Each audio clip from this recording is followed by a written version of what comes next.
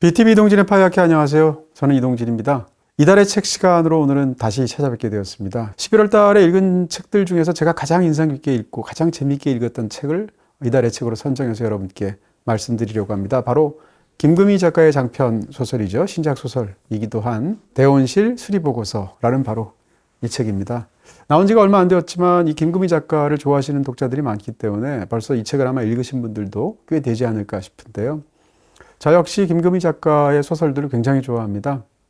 단편집으로 너무 한낮의 연애 같은 그런 작품집이라든지, 혹은 장편으로 복자에게 같은 소설, 혹은 경애의 마음 같은 소설들 무척이나 흥미롭고도 깊게 읽었던 기억이 나고요.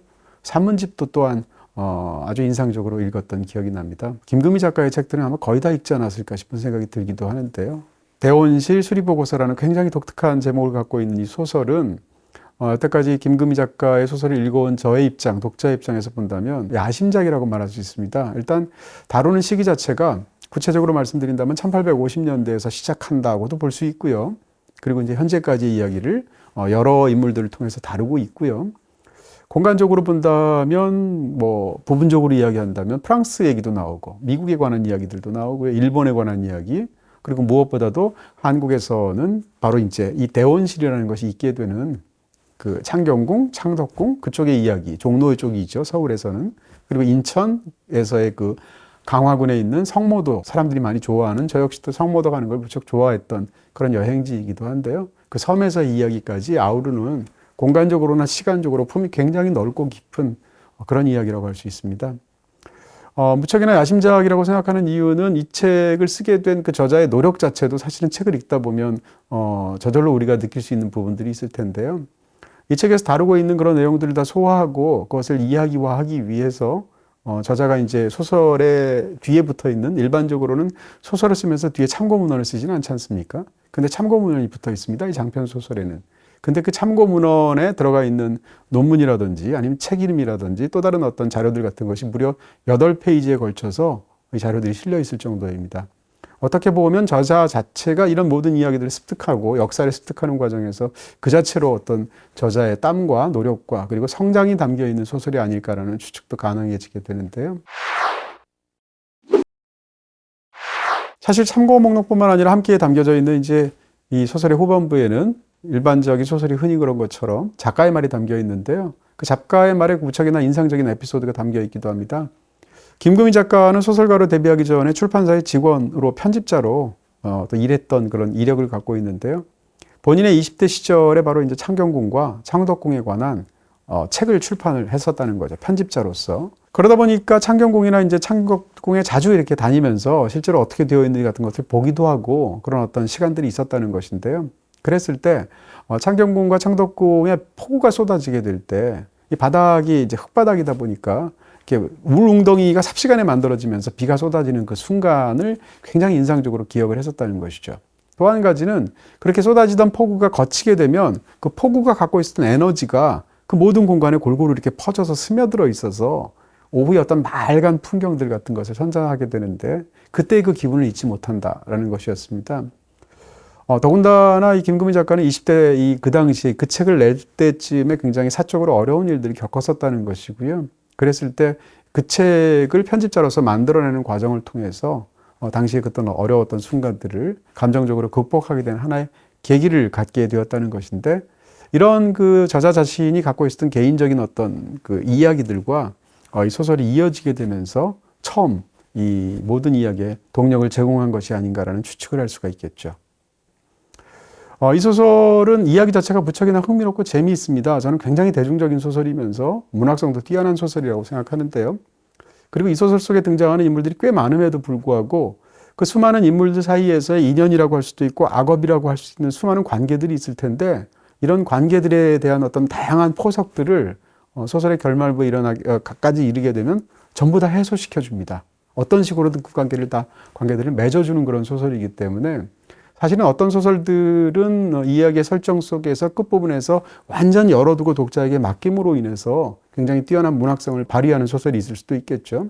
근데 적어도 이 소설은 그 반대편에서 이 거대한 이야기가, 혹은 이 굉장히 깊은 이야기가 그 마무리되는 과정 하나하나를 후반부에서 보는 어떤 이야기의 극성이 무척이나 강조가 된, 그래서 또 이야기를 읽는 재미가 뛰어난 그런 대중적인 소설이 되지 않았나 싶어지기도 합니다. 이 책의 제목에서 얼핏 보면 이제 소설 제목 같지도 않은데요. 그런 면에서 본다면 굉장히 독특한 제목을 가진 것인데요. 이 대원실이라는 것은 이제 서울 종로에 있는 창경궁이 있지 않습니까? 네, 그러니까 일본 제국주의가 조선을 강제로 병합했었던 1910년 바로 직전이었던 1909년도에 그러니까 창경궁에 이 대원실을 만들게 되죠. 대원실이라는 것은 말하자면 식물원 같은 곳인데요. 이 대원실을 오늘날 그 수리하는 과정에서 보고서를 써야 되는 그런 건축사 사무소의 영두라는 주인공의 이야기를 중심으로 해서 이 모든 이야기가 펼쳐집니다. 그래서 이런 제목이 붙어 있는 것인데요. 이 책에는 김금희 작가의 그 작가로서의 어떤 특성과 개성 그리고 장점들이 고스란히 녹아있는 그런 부분들을 우리가 발견할 수 있습니다. 첫 번째로는 김금희 작가의 소설들을 읽으면 항상 느끼게 되는 것인데 인물들이 정말로 단단히 땅에 붙이고 창조되었다 이런 느낌들을 받습니다. 너무나 생생하고 사실적이어서 또 인물을 만들어냄에 있어서 과장이 없고 그 인물이 토대하고 있는 어떤 지역의 특성이나 무엇보다도 그 인물이 갖고 있는 직업적인 특성 같은 것을 단순히 그냥 직업을 부여하는 것이 아니라 그 직장에서 일어나는 세계들 같은 것들, 대화 같은 부분들, 직장 동료와의 어떤 이야기들 같은 것들을 아주 생생하게 묘사하기 때문에 정말로 종로구에 있는 원서동에 가게 되면 그런 인물을 만날 것 같은 그런 착각이 들 정도의 생생함을 인물들에 부여하는 그런 것들을 우리가 맛볼 수가 있게 되죠. 이 영화 속에 등장하는 수많은 인물들 중에서 예를 들어서 이 그 어떤 문화재랑 관련된 그 업무를 담당하게 되는 정과장이라는 공무원이 있습니다. 인물의 어떤 그 소설 속 비중으로 따지면 10등 안에도 들지 못할 정도로 말하자면 이제 조역에 해당하는 그런 인물일 텐데요. 그 정과장을 묘사하는 문장 중에 제가 지금도 기억하는 이런 문장이 여기에 담겨 있습니다. 그러니까 진심을 주지 않음으로 인해서 상대를 무력화시키는 힘을 가진 인물이라는 표현인데요. 굉장히 훌륭한 표현이라는 생각이 들었고요. 그러니까 그런 짤막한 어떤 한 문단 정도의 묘사만으로도 그 정과장이라는 인물이 어떤 인물인지가 우리가 떠올릴 수 있게 되는 그 인물의 어떤 핵심을 보아낸 것 같은 느낌을 주게 됩니다. 또 한 가지는 이렇게 인물들을 선명하게 만들어내면서 이 인물들의 어떤 생생함을 부여하는 핵심적인 부분이 바로 대사라는 것입니다. 그러니까 이 책이 이제 뒤에 보게 되면 이제 요즘 책들마다 추천사들이 있게 되지 않습니까? 근데 추천사를 쓴 두 사람 중에 한 명이 정석영 작가입니다. 정석영 작가가 그 추천사에서 감탄하고 있는 것은 아니 어떻게 이런 대사를 쓰지? 라는 문장을 가지고 이제 이 대사 작법의 뛰어남을 칭찬하는 그런 추천사가 뒤에 실려 있기도 한데요. 이것은 김금희 작가의 굉장히 뛰어난 문학적인 무기이기도 합니다. 그러니까 인물들이 나누는 대사들을 읽다 보면 그 대화의 장면들 자체가 일단 생생하게 그려지고요. 그 말을 하는 사람의 캐릭터 자체가 어떤 인물인지가 파악이 되고요. 무엇보다도 그 대사들을 읽는 재미가 있습니다. 왜냐하면 그 대사들 속에서 뭐라고 할까요? 위트도 있고 센스도 있고 유머도 있고 이 모든 것들이 함축되어 있기 때문에 그런 것인데요. 그러니까 주인공이 영두가 다니게 되는 이 건축사 사무실에서 이 수리보고서를 만들기 위해서 일련의 어떤 일들을 하지 않겠습니까? 그랬을 때 동료와의 사이에서 나누는 대화 장면들 같은 것이 굉장히 흥미롭게 소설을 읽는 재미를 제공하게 되는 것이죠. 예전에 경애의 마음이라는 그 장편 소설을 읽을 때도 거기서는 이제 반도미싱이라는 회사가 나오게 되고 그 회사 안에서 말하자면 서로 사랑하게 되는 어떤 두 남녀에 관한 이야기라고 말할 수도 있을 텐데 그 소설에서도 반도미싱이라는 그 회사 안에서 동료들이 나누는 대화 같은 것들이 굉장히 생생해서 이 소설을 읽는 재미와 비슷한 것을 준 적이 있었는데요. 마찬가지로 여기에서도 그런 부분들이 있는 것이죠. 또 한 가지는 김금희 작가의 문장이 주는 굉장한 신뢰가 있습니다. 독자로서 이제 김금희 작가의 문장을 좋아하는 이유는 감정적으로 수선스럽지 않다라고 저는 말씀드리고 싶습니다. 그러니까 소설은 인물을 다루고 그 인물의 심리를 깊숙하게 다루기 때문에 그 인물의 심리를 깊숙이 다루는 과정 속에서 지나치게 감정적으로 과장하는 그런 작가들이 굉장히 많습니다. 김금희 작가는 그런 부분이 없이 무척이나 담백하면서도 그런 어떤 감정들을 절묘하게 담아낸다는 측면에서 놀랍다고 그리고 또 항상 신뢰감을 주는 작가라고 생각하게 되는 것입니다. 지금 이 대원실 수리 보고서라는 소설을 읽다 보면 이 소설 속에서 이제 굉장히 어리지만 굉장히 영특한 초등학생 아이가 있는데 이제 친구의 딸이죠. 영두 입장에서. 근데 그 친구의 딸과 대화하는 장면이 무척 많이 나오는데 그 친구의 딸이 이제 무척 괴로워하니까 친구의 딸한테 주인공인 영두가 이런 말을 해줍니다. 너무 마음 아파하면 외면하게 되어버릴지도 모르니까 우리 너무에는 좀 조심하자 이렇게 얘기하는 표현이 있습니다. 그러니까 너무라는 부사를 조심하자. 다시 말하면 감정적이든 무엇이든 그것을 너무 신경 쓰는 것에 대해서 우리가 좀 경계해야 되지 않겠니? 라고 이제 꼬마 아이한테 충고를 하는 어떤 대화를 나누는 그런 영두의 말이 나오게 되는데요. 저는 그 문장이 어떻게 생각하면 이 김금희 작가의 작법을 그대로 보여주는 게 아닌가 싶습니다. 어떻게 보면 너무를 조심하는 문장이라고 할까요? 그런 측면에서도 이런 감정적인 과장 같은 것을 함부로 드러내지 않는 아주 담백하면서도 깊은 문장들, 그러면서도 이 작가가 전달하고 싶어하는 그런 것들이 고스란히 풍경으로 그 자체로 마음으로 전달이 되는 오차 없이 그런 좋은 문장들이 아닐까라는 생각들을 하게 되는 것이죠. 그러다 보니까 극 중에 등장하는 몇 가지 사건들은 그냥 눈앞에서 생생히 펼쳐지는 느낌이 듭니다. 사실은 제가 영화를 기획하는 사람이라면 이 소설을 영화화를 적극적으로 고려할 것 같아요. 영화하기 굉장히 좋은 이야기라는 생각이 들고요. 이 속에 이제 등장하는 아주 규모가 큰 이야기들도 있지만 작은 이야기들 속에서도 아주 생생한 부분들이 있습니다. 예를 들면 영두라는 사람은 이제 30대 여성인데요. 10대 시절에 굉장히 마음 아픈 어떤 상처를 가진 기간들이 있었죠. 그 시절에 그녀는 이제 창덕궁 옆에 있는 원서동에 살고 있었는데 그 원서동에 살면서 혼자서 이제 아버지를 떠나서 살게 된, 그리고 서울에서 학교를 다니게 된 그 하숙집의 할머니와 이제 굉장히 감정적으로 깊은 교류를 하게 되는데 그 할머니가 어느 날 다리를 다쳐서 자신의 일을 할 수가 없게 된 거죠. 근데 그 할머니의 직업이 뭔가 하면 사채업자입니다. 그래서 소위 일수를 받으러 다녀야 하는데요. 일수라는 것은 이제 은행에서 돈 빌리기 어려운 그런 소상공인 같은 사람들한테 사채업자가 돈을 빌려주게 되면 일 단위로, 하루하루 단위로 원금과 이자를 분할해서 상환하는 방식이죠. 근데 할머니가 일수를 받으러 갈 수가 없게 되니까 이 청계천에 있는 굉장히 작은 상점들의 돈을 빌려 쓴 사람한테 돈을 받도록 이 꼬마한테 시키게 됩니다. 14살짜리 영두한테, 중학생인데요. 그러니까 중학생인 14살짜리 영두가 아무것도 모르는 상황에서 일수를 받으러 그 상인들한테 찾아가서 돈을 달라고 하는 그런 어떤 일련의 상황들이 정말로 인상적으로 이 소설 속에서 펼쳐지기도 하거든요. 그러는 과정에서 혼자 가기 어려우니까 공고생인 동네의 남자를 굉장히 좋아해서 마음속으로 사실은 이 소녀의 첫사랑이 되는 것인데요. 영두가 그 공고생인 남자한테 같이 가자고 하죠. 일수를 받으러 가는 자리에. 그런 자리에서 남자는 자전거를 갖고 오게 되고 뒤에 영두가 타는데요. 일수를 받으러 다니는 굉장히 곤란한 상황 속에서도 그 순간 앞에 자기가 사랑하게 된 그런 오빠가 앞에서 자전거를 몰고 있고 자기가 뒤에서 가고 있다가 어느 순간 사랑을 고백해야 된다는 생각을 하게 되죠. 그래서 그 사이에 잠깐 짬을 내서 큰 소리로 너를 사랑한다고 크게 이야기를 하게 되는 장면이 있는데 이런 부분 같은 것이 무척이나 풋풋하면서도 굉장히 어떤 깊은 풍경으로 소설 속에 담겨 있기도 합니다.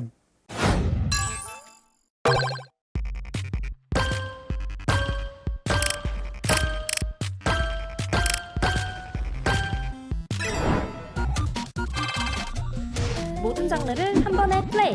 BTV 올 플러스. 영화, 퀴즈, 다큐, 애니는 물론 드라마, 예능, 실시간까지 한 번에. BTV 올 플러스.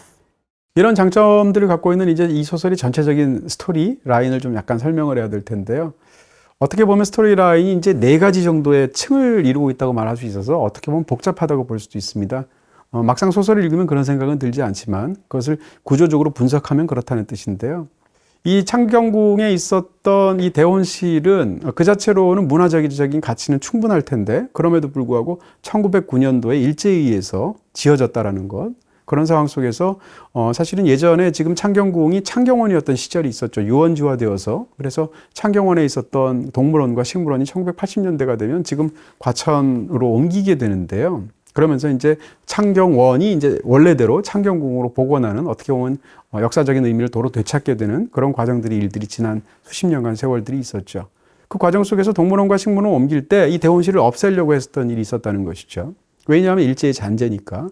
그로부터 한 10여 년 전 정도 세월이 지나게 되면 문민정부가 탄생하게 되면서 1990년대에 일제의 잔재가 그대로 남아있는 건축물들을 전부 다 이렇게 상당 부분들 철거하게 되죠. 그런 과정 속에서 역사 바로 세우기라는 어떤 그런 방향 속에서 이 대원실도 역시 철거할 위기를 겪게 됩니다. 근데 어쨌건 철거되지 않고 어찌어찌 오늘날까지 이어지게 되는 것인데요. 이 대원실은 물론 이제 문화재로서 지정되어 있는 그런 유서 깊은 건물이긴 한데 거기에는 우리 민족의 어떻게 생각하면 굉장히 아픈 역사가 고스란히 담겨 있는 그런 건물이라는 어떤 이중적인 측면들이 있겠죠. 이 과정에서 벌어지는 건축사 사무소의 동료들과 함께 그것에 대해서 수리를 하기 위해서 보고서를 쓰기 위해서 고증을 해야 될 것이고요. 그 다음에 조사를 해야 될 것이고 그래서 기한을 해야 될 텐데 그 모든 일들을 다루는 어떻게 보면 일종의 기업 드라마와도 같은 굉장히 흥미로운 현재에서의 이야기가 전체적인 현재로서의 스토리라인의 중심에 서고 있다고 말할 수 있습니다. 그런데 그 이야기는 굉장히 독특한 방식으로 이 주인공이 과거랑 엮이게 되는데, 하필이면 이것을 이 복원을 하거나 이 수리를 하게 되는 그 창경궁 그리고 창덕궁의 근처에 있는 원서동이라는 서울 종로구에 있는 그 동네에서 굉장히 아픈 시절을 주인공 영두가 14살 때 중학교 시절에 겪었다라는 사실이죠. 그런 측면에서 이 두 가지가 겹치게 되는데요.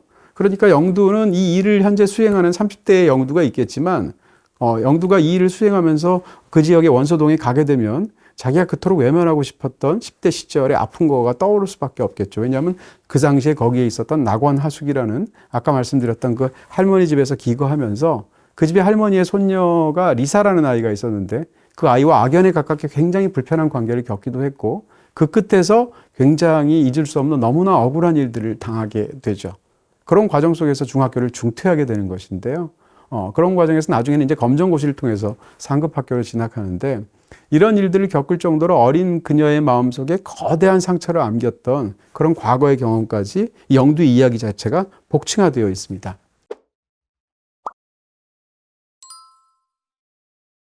두 번째 이야기는 바로 그 일수일을 하고 있는 할머니입니다. 문자라는 이름을 가진 할머니인데, 이 할머니는 굉장히 어떤 사연이 있는지는 소설의 후반부에 등장하게 되는데, 그야말로 대한민국 역사의 어떤 그런 파란만장한 순간하고 다 엮이게 되는 그런 인물이고요. 문자에 관한 이야기들, 그 다음에 이 대원실에 관한 이야기를 읽다 보면 김금희 작가가 얼마나 뛰어난 이야기꾼인지 우리가 느끼게 됩니다. 그래서 문자에 관한 이야기를 많이 말씀을 드리진 않겠지만, 소설 초반부에 나오는 어떤 설정만으로 보더라도 문자는 사실은 일본 사람입니다. 그래서 일제강점기에서 조선에 살고 있었던 일본인인데, 그런 상황에서 이제 광복이 되게 되고, 그러면서 오도 가도 못하는 신세가 되다가 한국전까지 겪게 되면서 거대한 비극 속으로 빨려 들어가게 되는, 자신만의 어떤 생존력과 능력으로 살아남기 위해서 몸부림치는 그런 문자 할머니의 과거 이야기가 극중에 등장하게 되죠. 세 번째 이야기는 현재 시점에서 영두가 평생을 살다가 10대 시절에 떠나온 고향이기도 했던 그런 성모도에 남아있는 자기 친구가 있는데, 그 절친의 딸이 있습니다. 그게 아까 말씀드렸던 그 같이 이야기를 나누었던 그 너무에 관해서 이야기를 했던 사나라는 초등학교 학생인 것인데요. 그 아이가 워낙 또렷또렷한 친구니까 이모 따르면서 영두랑 이야기를 하는 부분들이 굉장히 중요하게 묘사가 됩니다. 그런데 그 사나는 학교 생활을 하면서 서울에서 전학 온 어떤 아이한테 자꾸 이제 정이 가게 되는데, 이 서울에서 전학 온 아이가 굉장히 정이 가고 친해지고 싶음에도 불구하고 도무지 말이 없는 친구라는 거죠. 말을 거의 하지 않고, 심지어는 학교에서 이 성모도로 서울에서 전학을 온 이후부터 이상한 도벽을 보이기 시작해서 친구들의 물건을 훔치는 일까지 있어서 학교에서 큰 문제가 생깁니다. 그 아이는 왜 그랬을까라는 건데, 그 아이 이름은 스미인데요. 수미가 아니고 스미다 할 때 스미라는 이름 자체가 굉장히 독특한데요. 이 스미라는 친구는 서울에서 학교를 다니다가 강화군에 있는 성모도까지 전학을 오고 왔던 이유는 그 학교를 다닐 수가 없었던 이유가 있었기 때문이죠. 말하자면 친구들로부터 아주 심한 괴롭힘을 당했기 때문인데요. 성모대로 온 이후에 이 사나라는 친구랑 서로 가까워지는 과정에서 서로 그림을 주고받는 일이 생기게 되는데, 이 스미라는 꼬마아이가 그려준 최초의 그림이 뭔가 하면 바로 벌 그림이었던 것입니다. 근데 왜 벌 그림을 그려줬을까라는 것이 뒷부분에서 드러나게 되는데, 서울에서 있을 때 이 다른 아이들의 그 괴롭힘 때문에 그 학교의 근처에 어떤 창고가 있었는데, 그 창고에 굉장히 커다란 벌집이 있었다는 거죠. 위험한. 근데 그 아이들이 이 스미라는 아이를 괴롭히는 하나의 어떤 그 행동으로, 장난으로 그 벌집 아래 세우고 나서 오도 가도 못하게 서 있게 만드는 그런 심한 어떤 그런 악의적인 장난을 쳤었다는 것이죠. 어쨌건 이런 일들이 겪음으로 인해서 어린 스미는 굉장히 큰 마음의 상처를 입게 되고, 그렇게 해서 성모도까지 이사를 오게 되고 마음을 열지 않고 말이 없는 아이가 되었다는 것이죠. 이것처럼 스미라는 아이, 그리고 어린 이 사나라는 아이 사이에서의 이야기, 이것이 또 다른 축을 이루게 됐습니다. 벌써 세 가지 이야기가 있잖아요. 마지막으로 네 번째인데, 바로 이 대원시를 만들었던 일본인에 관한 이야기입니다. 후쿠다라는 사람의 이야기인데, 이 후쿠다라는 사람은 1850년대 일본에서 태어났고요. 일본이 이제 유신 이후에 근대화하는 과정 속에서 프랑스로 원예 유학을 떠나게 되고, 그리고 미국에도 체류하게 되고, 그리고 돌아와서 원예학자로서 굉장히 많은 성과를 냈던 인물로 기록이 됩니다. 그러다가 조선에 오게 되어서 위에서의 그 명령을 그대로 받아서 바로 이 창경궁의 대원시를 만들게 되는 인물인 것인데요. 이 후쿠다는 실제 실존 인물이었던 것 같고, 그 인물의 이름을 바꾸어서 이제 극화시켜서 소설에 등장하게 되는데, 후쿠다의 이야기조차도 굉장히 재미있습니다. 그러니까 지금 제가 말씀드렸던 사나와 스미에 관한 이야기, 문제 할머니에 관한 이야기, 그리고 후쿠다에 관한 이야기, 무엇보다도 주인공 영두에 관한 이야기까지 이런 네 가지 정도의 이야기가 복층으로 구성이 되어 있는데요. 이 네 가지 이야기는 서로 평행선을 달리는 이야기가 아니라 후반부에 가면은 굉장히 절묘한 방식으로 서로 엮이게 되죠. 그런 측면에서 이야기를 따라 나가는 재미도 굉장히 큰 그런 소설이다, 이렇게 얘기할 수 있겠습니다. 요즘 넷플릭스 어디서 봄? BTV에서 봄. 더 알뜰하게 보니까 BTV. 네, 이와 같이 어떻게 생각하면 다 주인공이 연루가 되어 있는 그런 이야기임에도 불구하고 한 네 가지 정도의 층위가 있게 되는데, 이 소설을 다 읽게 되면 세 인물의 이야기는 사실상 한 축에 꿰어진 거였구나라는 생각을 하게 됩니다. 그러니까 굉장히 어린 나이에 그 모든 고초와 일들을 겪게 되었던 그런 문제 할머니의 과거가 있고요. 그리고 또 이제 10대 시절에 어려운 일을 겪었던 영두의 이야기가 있겠죠. 그리고 지금 초등학생으로서 10대 초반으로서 이 모든 일을 겪고 있는 스미라는 아이의 또 상처가 있습니다. 그러니까 이 세 여성 인물의 상처는 사실상 고스란히 그들을 겹치는 측면들 같은 것이 있죠. 특히 이제 영두와 스미의 관계를 보게 되면, 영두는 성모도를 떠나서 완전히 타지인 아무도 없는 그런 서울로 가서 하숙집에 있으면서 엄청난 마음의 상처를 받게 돼서 다시 돌아가게 되는데, 어떻게 보면 그 반대의 어떤 그 지역적인 동선을 갖고 있는 것이 바로 스미라는 인물이라고 말할 수도 있겠죠. 이런 측면에서도 사실은 극 중에 들어가는 어떤 이야기 속의 인물들끼리 서로 품고 풍기는 그런 관계들 속에서, 혹은 겹치거나 서로를 호출하는 그런 관계들 속에서 이야기들이 굉장히 풍성하게 변주되는 부분이 있다라는 이야기를 드릴 수가 있습니다. 그리고 또 하나 중요한 것은 이 소설에서 공간이겠죠. 무엇보다도 일단 성모도라는 그런 어떤 섬마을과 서울의 원소동이라는 이름이 붙은 이유가 창경원의 서쪽에 있다고 해서 종로구 원소동이 된 건데요. 어찌됐건 그 원소동과 성모도를 대비하는 측면에서 이 두 세계를 서로 대조하는 부분들이 이 소설에서 무척이나 강하게 드러나는 측면이 아닐까 합니다. 무엇보다도 그런 공간들은 기본적으로 시간적인 요소를 품고 있다는 것이, 어떻게 생각하면 공간의 시각화라고 할까요? 그러니까 영두가 30살이 넘어서 30대로 다시 한번 그 원서동에 가게 될 때 필연적으로 그 동네는 10대 시절의 자기의 어떤 경험들을 끌어내게 되는 것이죠. 근데 영두라는 주인공은 어떤 삶에서 자기가 굉장히 아팠던 시기이기 때문에 통째로 그 장소에 대한 기억을 아예 삭제함으로 인해서 삶을 견뎠던 인물인 거거든요. 근데 지금 거기 가서 본격적으로 몇 달간 일을 해야 되는 상황 속에서 그 시절을 외면할 수가 없겠죠. 더군다나 그 공간에서 해야 되는 일은 그렇게 수많은 철거의 위기들을 지나서 지금 다시 수리돼야 되고 또 복원돼야 되는 그런 대원실에 관한 일입니다. 그러니까 대원실을 어떻게 수리하거나 복원할 것인가라는 문제는 과거에 그토록 외면하려고 했었던 영두 자신의 과거를 스스로가 어떻게 직면하고 그것을 다시 성숙하게 승화할 것인가라는 문제랑 고스란히 겹쳐져 있다고 볼 수 있죠. 그런 측면에서 극 중에 등장하는 창경궁이나 혹은 이 원서동에 관한 이야기는 사실상 시간에 관한 그런 이야기이고, 어린 시절에 자신의 상처를 직면하는 과정의 이야기는 사실상 자기의 정체성에 관한 이야기이기도 하겠죠. 그런 식으로 공간과 시간의 의미들이 절묘하게 맞물려 있다고 말씀드릴 수가 있겠죠. 그런 과정에서 이 소설에서 가장 그 포커스를 맞추는 가장 중요한 어떤 핵심적인 생각 같은 것이 떠오르게 됩니다. 그것은 바로 이제 기억에 관한 문제일 텐데요. 그러니까 우리가 어떤 한 시기를 겪을 때 그 시절이 너무너무 괴롭게 되면 그 시절에 있었던 기억을 통째로 날리는 방식을 통해서 우리가 이제 삶을 견디려고 하는데, 그 과정에서 아무리 어려운 시절이라도 그 시절에 좋은 일도 있었다는 것이죠. 아까 제가 잠깐 일수 이야기를 하면서 말씀드렸던 것처럼 너무나 참혹한 시절이었고 14살짜리 아이가 혼자서 견디기가 어려웠던 시기였음에도 불구하고 그 시절에 이 아이는 첫사랑을 또 하기도 했었거든요.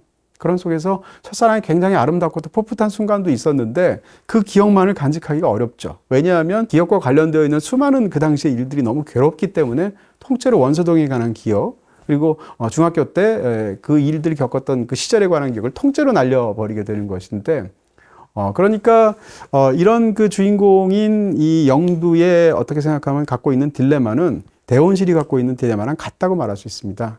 대원실은 문화재로서는 가치가 충분하겠죠. 그럼에도 불구하고 일본 제국주의가 만든 그런 것이고요. 대한제국의 마지막 황제였던 순종이 이제 창덕궁의 마지막에서 머물게 되잖아요. 일제에 의해서 강압에 의해서. 그런 과정 속에 일련의 일들하고 관련이 되어 있고, 그리고 경술국치하고도 관련되어 있는 그런 비극적이고도 우리 민족에게 너무 아픈 그런 역사랑도 관련이 되어 있겠죠.